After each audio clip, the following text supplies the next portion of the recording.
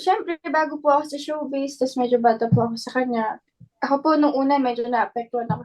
Pero nakikita ko po sa kanya parang wala lang, sanay na po siya sa mga ganong klase ng tao.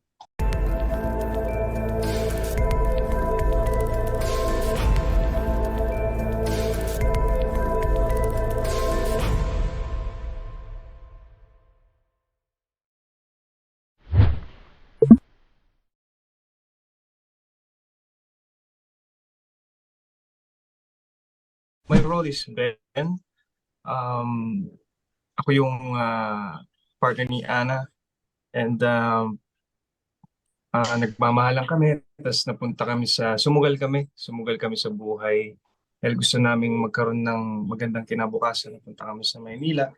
Mhm. Tapos ang objective ko dito is to protect Ana and give her the best na pwede ko ibigay para sa kanya.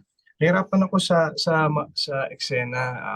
Think yung wala masyado. Kasi importante sa akin yung trust, and si Direk Lau, malaking tiwala ko sa kanya. And matagal ko na rin siya para makatrabaho. And thank you, Direk, sa sinabi niyo sa compliment. And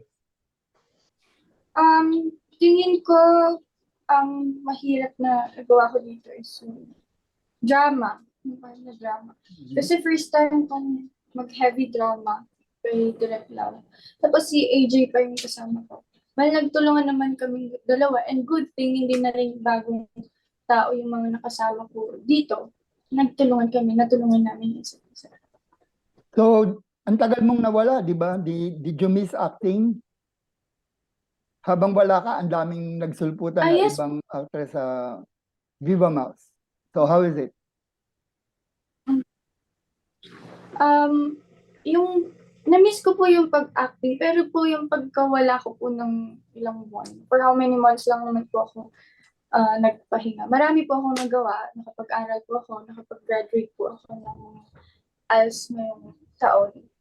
At saka, marami rin po akong inaral na bagong bagay. Saan ka nag-graduate? College ba? High school, what?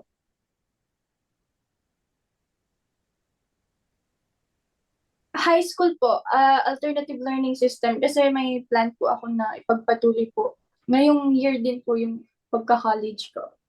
What do you intend to take up? Siguro po yung ganitong plans po, ayaw ko muna din kung pag-usapan muna sa public.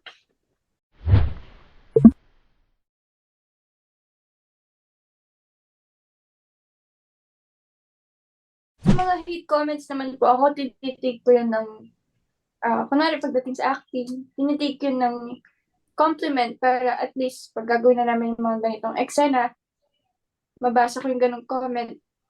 Sa susunod na magtatrabaho ako ulit, may improvement po lagi. Hindi man po ganun kagaling, lagi naman po nandun yung improvement. So you just focus on the work.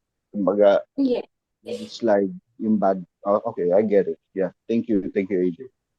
How Thank about you, Sir Alju?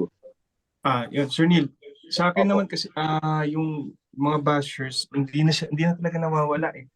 At ako, I just know what's my priority. So, it doesn't crosses my mind kapag may mga negative comments about us or me. Nagfo-focus, hindi ko nabibigyan talaga ng panahon. Nakafocus talaga ako sa pelikula while doing this. Kumbaga, on your end, parang it's part of the game, parang kasali na yun. Part and parcel na yun of being who you are. And what you are doing. Normal siya, oo.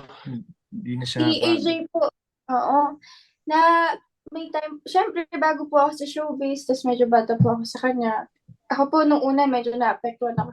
Pero nakikita ko po sa kanya parang wala lang, sanay na po siya sa mga ganong klase ng tao. So natuto ka kay Aljur how to handle this thing. Yes.